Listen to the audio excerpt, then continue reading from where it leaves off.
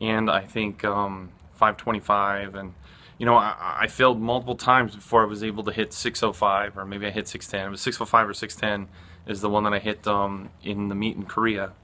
And so the thing is, had I never faced those dragons and attempted to slay them multiple times and failed multiple times, I would have never been able to end up slaying the big dragon. And I know that there are more dragons ahead in my future, which is why when I went to the gym today, I knew I wasn't going to lift heavy because I wanted to, like I said, I'm trying to cut, but I still wanted to do something to me that was still pursuing a goal of mine. And so for me, that was hitting 500 for 6 to 8 reps.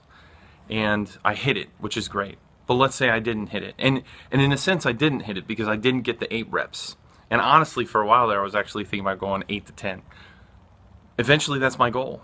If I can hit 500 for 8 to 10 reps, then I'll move it up to, like, I don't know, 515, 520 for 8 to 10 reps. And I'm going to keep pushing that, because if you attack the problem from various angles, and this is where this is going to hit home for those of you who don't go to the gym and you're like, why is Josh talking to me about powerlifting and deadlifts?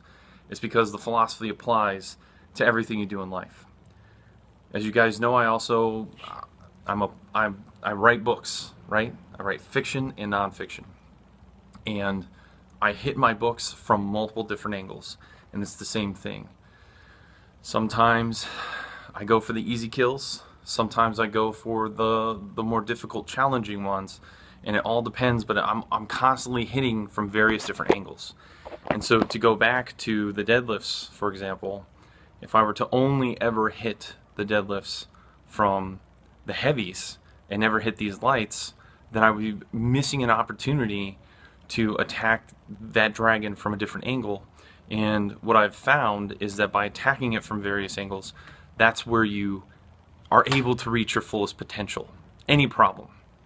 And for example, as I do these more cardio-like reps, rep workouts, my cardiovascular system does way better.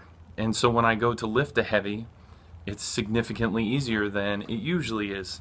And go figure, my belt is starting to fit a lot better because I'm not so fat anymore.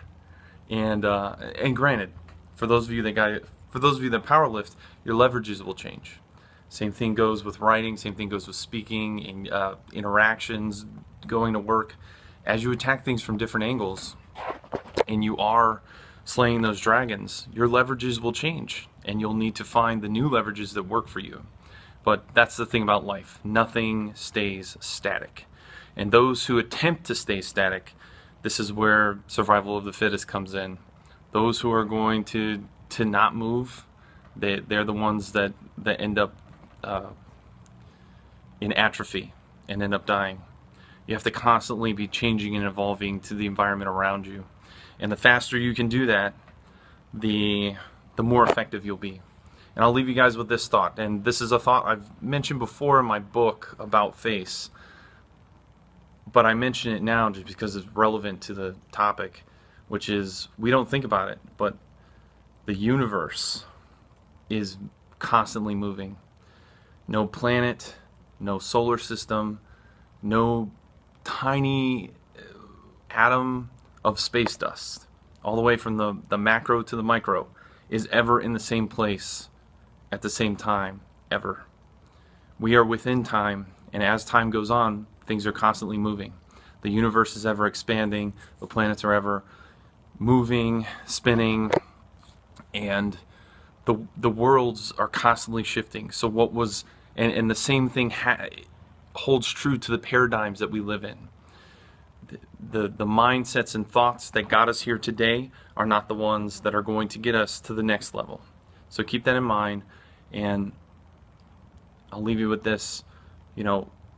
As you go out today, what are the dragons that you're maybe avoiding or you're concerned about? And how much better off would you be mentally if you attacked that dragon? Even if you didn't get it, even if you failed, how much better would you be mentally to know that you did not shy away?